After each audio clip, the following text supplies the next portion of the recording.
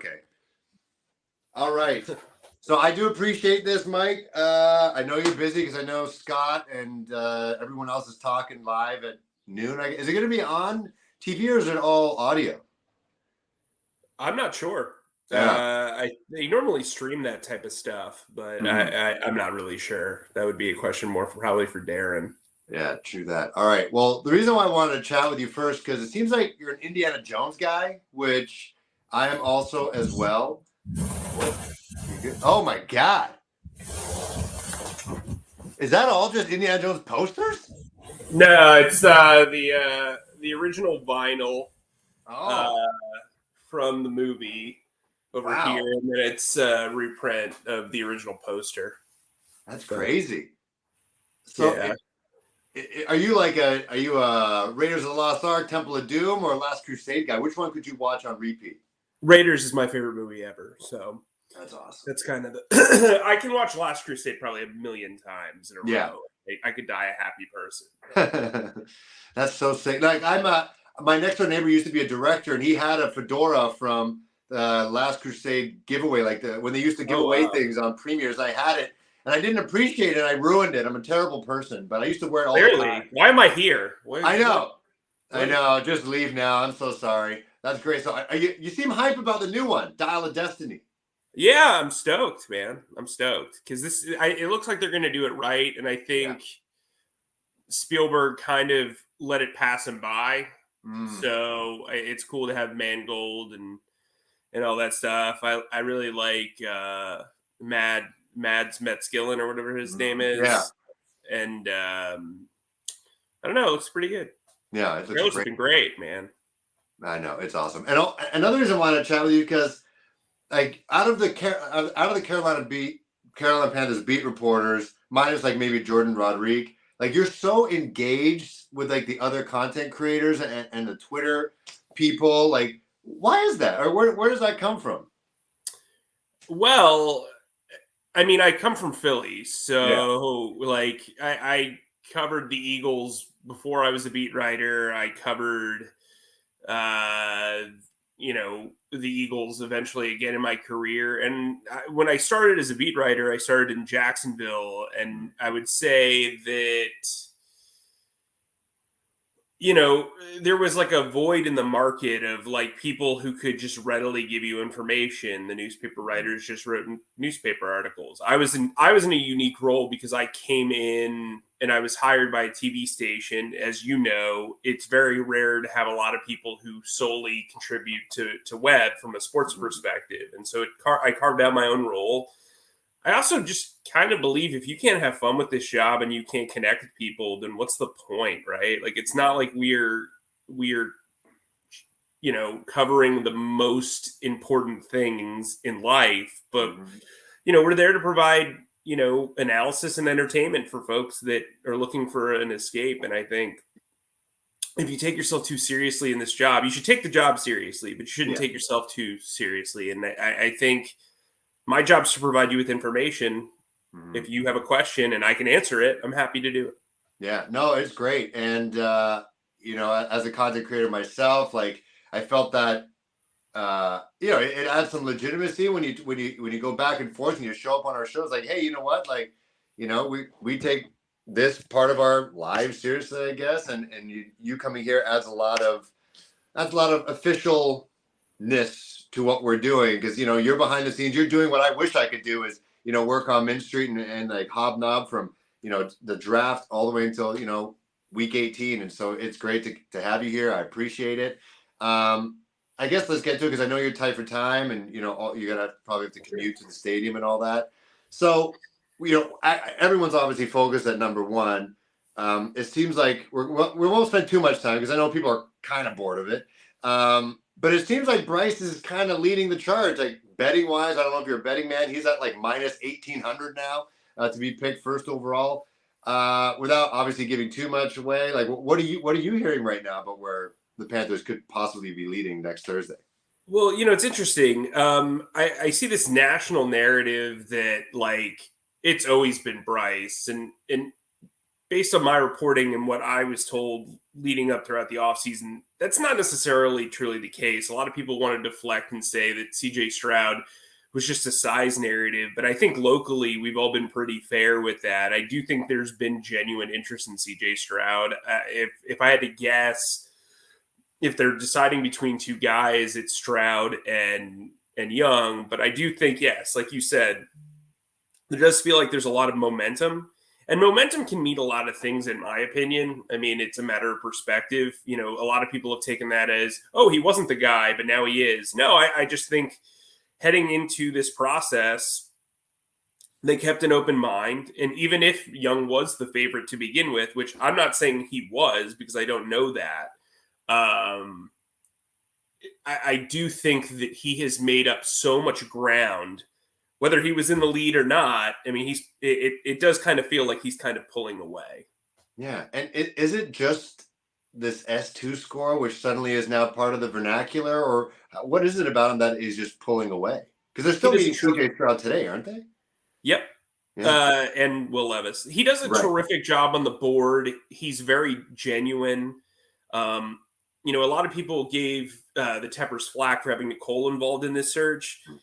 I mean, you know, women's intuition is really important in these interviews. And I think, you know, I can only speak for experience with my wife, but she's normally very good at pointing out when somebody comes off fake or phony or whatever. And I think that that's really important. I think the person aspect of this, especially when you're going to take somebody as the first overall pick, is really important. If you rewind back to when Frank Reich got hired, part of the reason why he was able to distinguish himself is he was more than just a head coach. He was a guy that understood marketing. He understood media. He understood the different avenues of a team where he could be a CEO. And that's kind of what a quarterback becomes eventually. And I think they're investing a lot in this pick.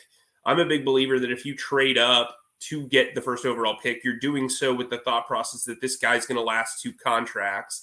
And if you're okay with his frame and think he can survive, you know, 8 years in the league, then you make the pick. I mean, you know, I do think there's some legitimacy to concern about his frame. I think the height is not a problem whatsoever. If you watch him, he's got an extremely high release. He sees he sees passing lanes extremely well, better than some guys that are 6'2", 6'3".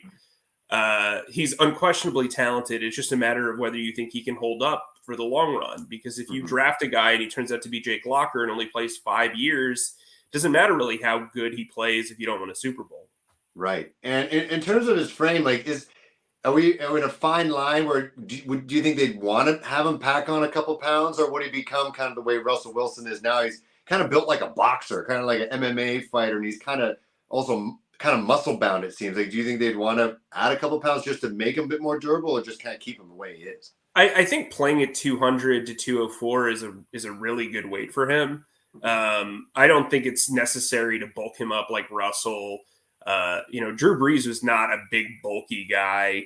Right. And that's the guy he's kind of been compared to a lot. I mean, even tall guys, like I always get weirded out when people talk about tall guys being more durable or what have you, because a lot of those guys are really skinny. Like Jared Goff's a really skinny player. He's not Carson Wentz. So, excuse me. I think, you know, it's a matter of your personal evaluation, and he's an outlier. And so how do you process outliers? I also think we bring up process blue. He processes very, very well. You can see it on film. He sees the field very well. He makes decisions very succinctly. Yeah. I'm a writer. But it happens to me too when I talk live on the. I'm always like, I'm also really bad at sayings. Like the things that people say all the time. I try to say it on air. I'm like, wait, and I confuse myself all the time. So fun behind the scenes fact: the only reason why I didn't get into sports anchoring is I can't read a teleprompter at all. So okay, yeah, that's anyway. But that's okay. Hey, I rarely do. Sometimes I don't even think I could read. I just like memorize the shapes of words. Like I know what that says, and sometimes I just like blur out. I like that. Like yeah, it just happens. But yeah. But what we're talking about? Succinctly processing. Yeah, he is a very good processor. And, you'll notice in my commentary a lot of the time in my analysis, I focus very heavily on process. The Panthers have had a great process here. I think you have to you trade up because you know a guy is worthy of number one or two, or two guys are worth number one. But then you keep an open mind, and sometimes people can surprise you. That happens in job interviews all the time. I've interviewed for positions where I didn't think I was going to get the job, and then, I've said some stuff that has opened the door, and vice versa. I mean, I've been on the hiring side of things and been blown away by a candidate who I didn't think I was going to be blown away by. So I think the Panthers have had a really good process this offseason. Yeah, it doesn't seem like it's emotionally driven, and like you said, they kind of piggybacking what your other colleague said. Joe Persons, during the season, he talked to someone when Steve Wilkes was still the head coach, and someone from the Panthers told him, basically they're going all in on Bryce. The fact that they felt like that during the season, and they still went through all the pro days and still are having everybody over, I think it makes sense. They're kind of going through like you said, they're going through the process well. The process blew well, and they're not letting their heart lead the way, which is probably a good thing. All right, so let's focus to the other picks. What do you think is more likely, that they stick and pick at 39 or trade back and try to get a haul? What are you hearing? Well, I think it depends on who's there, right? Like, I know that sounds like a cop-out answer, but I think, if they can get an edge rusher who they feel like can become an immediate asset for them, I think they will stay there. I think if there's a corner like Cam Smith who they feel like they can plug in and he's an upgrade over CJ and Dante, they'll go there. If a wide receiver drops like Quentin Johnston or, somebody of that ilk, Jalen Hyatt, right? Hyatt? Mm-hmm. Yeah. If one of those two guys maybe drops, they'll have some interest. But I do think 39 is a really smart asset to move if you can. I mean, here's the thing, though. You only really trade back unless you can get another 3 or a 2024 second out of the deal.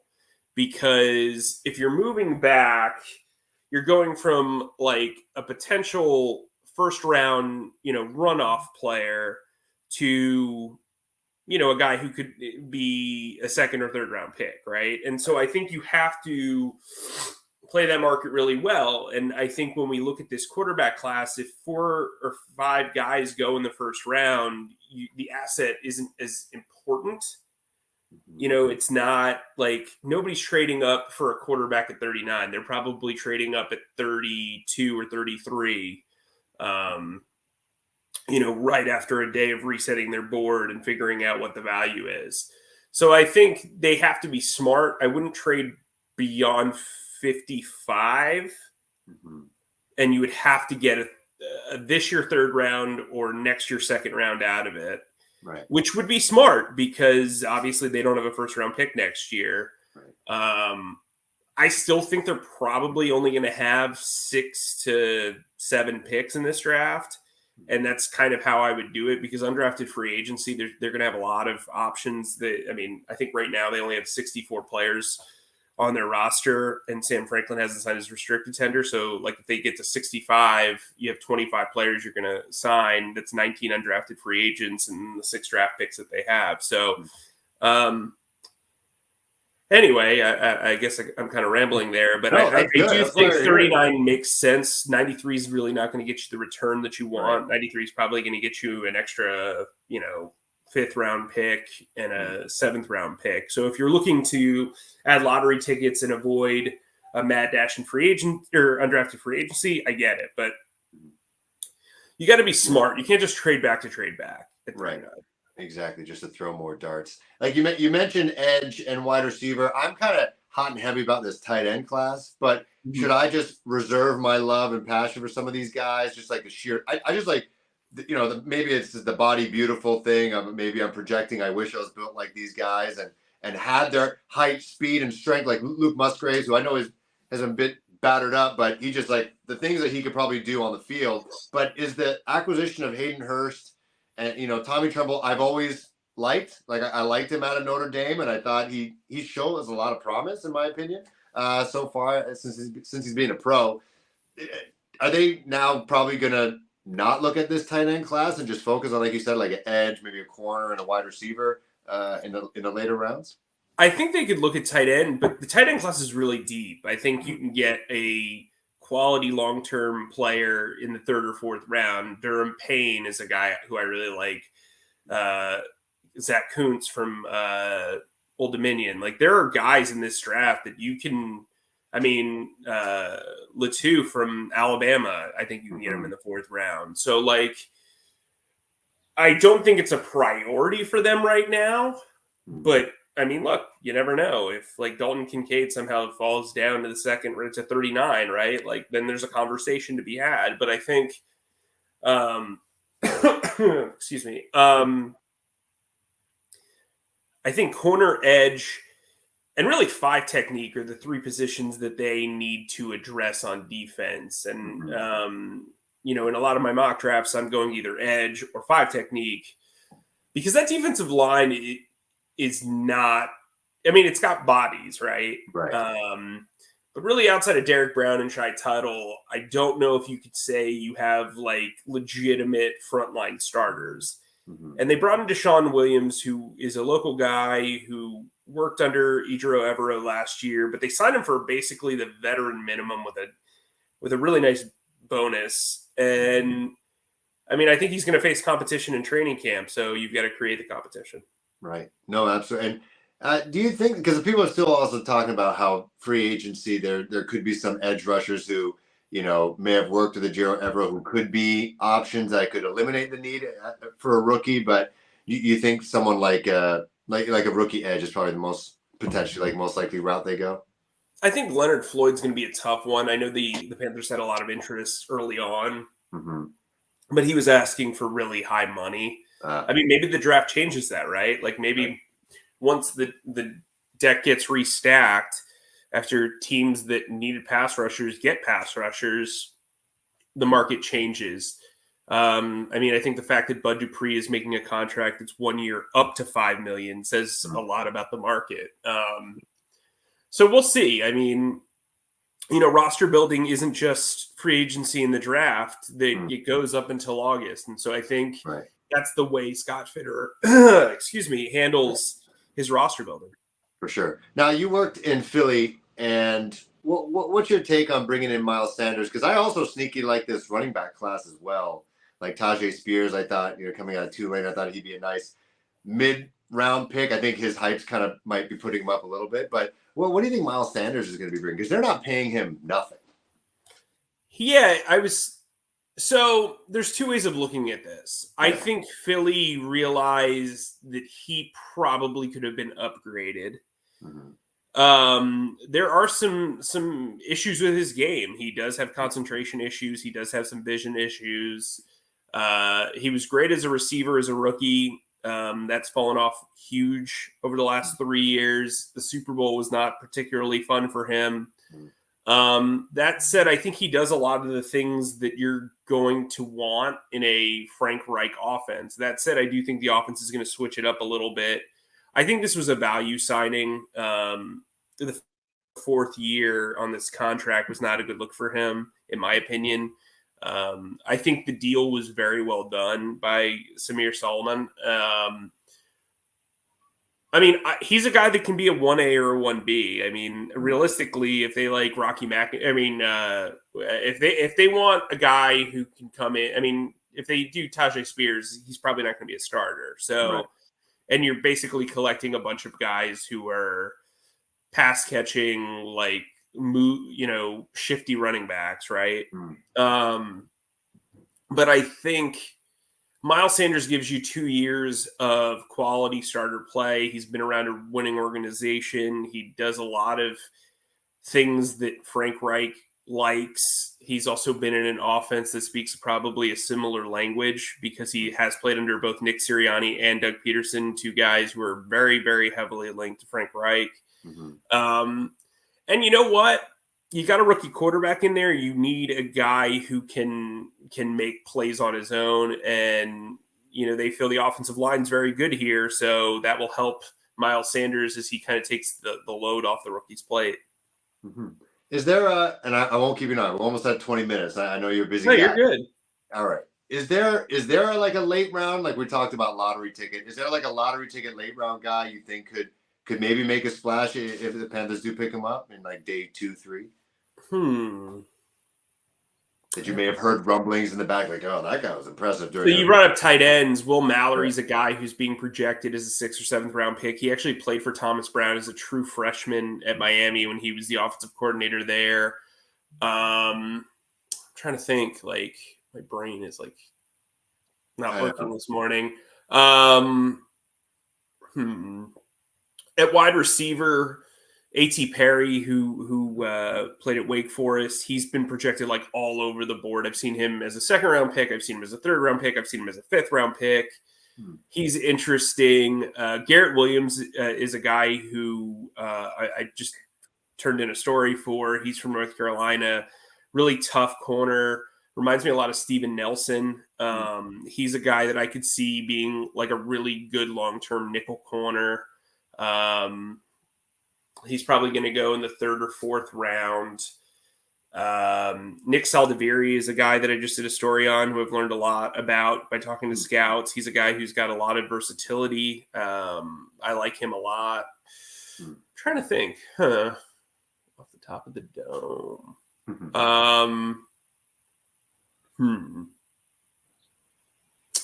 That all sounds good to me, though.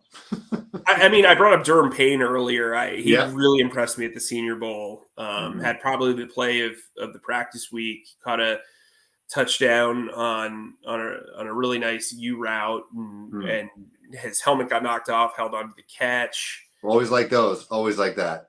I like Sidney Brown from Illinois. He was impressive. Oh, yeah. I'm trying to think of other guys that like. Off the top of my head, for the Panthers at least. Yeah. Jonathan Mingo is a guy from Ole Miss who's climbing up boards. I just saw Peter Schrager had him in the 1st round, which is kind of wild because I was told that he was probably going to be a 3rd or 4th round pick. Is that just like a size and speed thing? People are like, well, all these wide receivers that are rated so high are tiny people, and then this Mingo guy is like what, 6'2"? Well, he's got like kind of AJ Brown. DK Metcalf energy, right? Like he's a guy who's got size and speed, and he comes from Ole Miss, and he puts up big numbers, and he's this and that. And I think that's kind of the interesting thing. There's Bryce Ford Wheaton. Okay, here let's talk about Bryce Ford Wheaton because he's fun. I always tend to fall in love with a West Virginia wide receiver just based on tape. I don't know if it's because they have cool uniforms or what. They have pretty good uniforms. But the dude's like built like a tree, and he can run like a 4.43, and those are the type of like lottery tickets you want to turn in. You know what I mean? I think he makes a lot of sense for them if they pass on a wide receiver in the first 4 rounds. So there is LaDainian Tomlinson's nephew, the nickel corner from TCU, who I think would be a really good long-term fit. Travarius. He's interesting. Travarius Tomlinson? TT? He's got another last name. He's a hyphen guy. Travarius. Let me Tomlinson.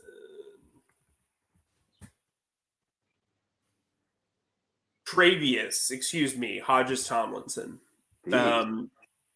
He's a guy. I also kind of fall in love with like TCU corners too. So I'm a weird guy. I have my weird taste. My background is actually the draft. So all right, no, that's like me. I always like kind of look at like Oklahoma wide receivers for some reason, or just like Michigan wide receivers. I don't know why, or Michigan running backs. I think I'm still remembering like Mike Hart when he was a running back in Michigan. Yeah, you're thinking about like Malcolm Kelly and stuff, and all those old. Yeah, I get it. And I still think that Miami is still like the U. So I think any skill player from Miami, like, they gotta be good. They gotta be good. This is Miami. I still think FSU is a powerhouse. It just kind of happens. It just happens for me. You just go with it.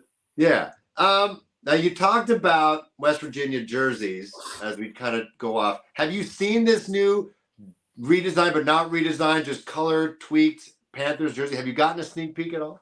I haven't looked at it. I mean, it's just really a palette change. And I know that's really exciting for fans, but as like an objective observer, I'm kind of like, cool. It's just a Yeah. little bit different blue. You know what I mean? Like Damn it. you know, I actually think it's a good thing because a lot of Yeah. teams try to reinvent their jerseys and Mhm. it's a disaster. I mean, you remember the Bucks, Yep. clock dials or whatever, you know what I Mhm. mean? Like the digital clock numbers. Arizona Cardinals fans, all six of them have complained Yeah. about their jerseys for a while, and now they're getting new ones. Yeah. Didn't love the Falcons jerseys. Like The gradient. Yeah. there's there's a lot of things you can do to mess something up. Like the Mhm. Jaguars, when I first got there, those jerseys were horrific to Is look it the at. Guinness? Was that the Guinness helmet era? Yes. Yes. Yeah. Right. And then they switched them to like a very basic thing, and they're fine. I mean, they're Yeah. kind of boring, but they're Mhm. fine. Mhm. The Eagles have had the same uniform since Jeffrey Lurie kind of bought the team, which is like 96 or 95. And so, you know, they don't want to change them. They just want to get alternates because they don't Yeah. want to screw it up, you know? Yeah. I think there's something to be said about the classics. I love that the Steelers have never changed up their uniforms. That's The true. Colts, I like a good Colts jersey. I like the Packers jerseys. Mhm. Just That's get the true. job done. Who cares what they look like? I don't know. No. Exactly. I So say anyway, that and then I stock like the roster for jersey numbers. I'm more of a jersey number guy than an actual oh, jersey guy. okay. Like what numbers people Although I like am using? technically a jersey guy from New Jersey. So Oh, okay. You're a New Jersey guy who's not a Jersey kit. You can say kits. You can do soccer. Mitch, You're not right. a Yeah, kit there guy. you go. So it's not confusing. That's right. Where's Right. the kit guy? Where's the kit guy? So wait, what? Like what do you mean numbers guy? Like you don't want Brian Burns to wear 0 or 9 or something, whatever he No, was I just floating think out there's like to. an aesthetically pleasing number for Yep. everybody, right? It's Mm-hmm. like, you go to Men's Warehouse and you want to like the way you look, but Mm-hmm. like, actually, I could get. Are we going to get sued for that? Like, isn't that I like don't a know. thing? Wasn't that like a? I don't know. Who knows? It's You're up all in good. Canada, right? Or you Yeah, like, we got Marksburg. We got Marksburg Warehouse. Is that what it's yeah, called? Yeah. We got that. Men's Warehouse. Men's. Oh, see, I guess we can't say Men's Warehouse in Canada. We just say. Oh, I think it's maybe. Marks. Mark, because I think Huh. they have men's and women's at Marks in Canada. I don't know. Oh, okay. Whatever. Yeah. Anyway, but like Yeah. you go to get your stuff tailored, there's it's the same way. It's like you want your Mm. suit, you want your arms the right way. I mean, Mm. I just think the number, I don't really love the whole hey, you can wear anything if you're a skill player sort of Yeah. thing. It's just not for me. And it's also Yeah. harder because like when you're doing training camp and you're taking attendance, it used to Mm. be that like, yeah, you would just look at the position group and all the 90s are with the defensive line, all the 60s and 70s are with the offensive line. The Yeah. wide receivers are either in the teens or they're, in the 80s. Nobody wears 80 at wide receiver anymore. That's why I kind of respect her as Marshall, Yeah. rocking the 88. 80, the old school. Yeah, it looks good on it too. He kind of reminds me of like a Michael Irvin body type. But yeah, Right. like I hate the number 27 no matter what. I just think it looks gross. 20. I'm a big 28 guy. I love 22. I wore 30. So the fact that Chuba Hubbard, the only Canadian, also plays running back like I did. Number 30. I like that. But yeah, well, if Bryce is the guy and he's a number 9 guy, Matt Corral's presumably still on the team, like, or is he not? What's the future hold for Matt Corral? Because there's like a Matt Corral army on Twitter. I get emails all the time. I think I get emailed more about him than any other player on the team. I'm not even kidding. Ridiculous. I mean, look, not to spoil the pre-draft presser. I don't know when this is coming out, but that will be a question that's certainly asked. Mm-hmm. I mean, you look at it, he got traded. They traded up in the 3rd round for him. Mm-hmm. And then a year later, they're going to take a quarterback first overall. I don't think he showed a lot in the preseason, at least from when I was watching. That was before I got here. I've never talked to him, so it's hard for me to say, like, I understand his mental makeup. But, I mean, look, they signed Andy Dalton. Andy Dalton, at worst, is going to be number 2 in the depth chart. He's probably going to lead the offense well into the summer, which is what they should do. Right. Bryce Young or CJ Stroud or Will Levis or Anthony Richardson will then, at no worst, be the number 2. So you look at it, and there's a guy who's going to potentially be a number 3. He's working with a new coaching staff who didn't pick him. Um, a lot of teams only keep 2 guys on the active roster. Jacob Eason played for Frank Reich before. Very easy to just put him in there. It's also very easy to sign an undrafted free agent to be that 4th guy to take on those 4th reps and the preseason stuff. Yeah, I mean, it doesn't sound great, does it? No. And I do think he is talented because I did watch him coming out of college. But I do wonder if his ceiling is just very good number 2. Yeah. Oh man, I'm gonna get emails. I I think he's talented. I think like the issue for me is like you spent some pretty hardcore draft capital to do it. Like unless you can get like a 3rd for him, do you really want to trade him? Right. And can you get a 3rd for him? Because now he's a year into his contract. He fell to the 3rd round anyway last year. This is a better quarterbacks class. Yeah, and he's coming off Liz Frank injury. Friggin' Liz. That's rough. I mean,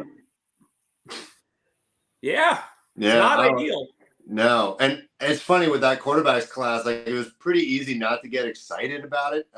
Everyone was talking about. There was always that quarterbacks next year are so much better. It actually turned out to be. It looks like it's going to be true with Bryce Young, CJ.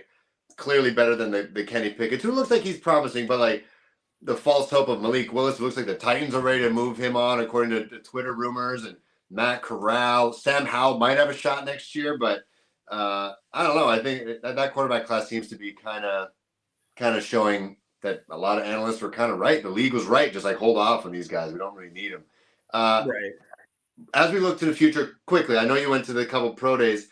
Not everyone who was attending the pro days were draft eligible. Was there anyone that caught Panthers brass eyes that were involved in these pro days? Like, whoa. Like, no, I wasn't at the pro days. I thought you were. I was out in Arizona at the owners' meetings in between. Okay. All right. Well, then never mind then. I thought maybe you heard some guys like, ooh, that wide receiver doesn't come out this year, maybe next year or whatever. Add some more playmakers. All right. Well, damn. Okay. Well, going into this meeting with Fitter and Dan Morgan, are there some things you want to get off your chest and ask him before? Can you give us a preview of what maybe your list of questions are going to be? I mean, I think it's interesting that they have Will Levis and CJ Stroud in the building while they're doing this media thing. I mean, in one sense, it'd be a really great smokescreen to show, like, hey, maybe they're not that interested. In another sense, it's a good test of their character and their will to know, like, hey, look, the GM's not going to be around all day. I think when you have 2 guys, they're going to be meeting. They're going to do round robin meetings with like the entire organization. This is not going to be like. I don't think that they're projecting like, hey, these meetings don't matter just because these guys took a noon lunch press conference. You know what I mean? I think there's going to be a rush to judgment there. Matt Corral is going to be a big one. We talked about outliers with Bryce. I'm going to ask Dan and Cole Spencer, their head of college scouting, what's your philosophy on outliers?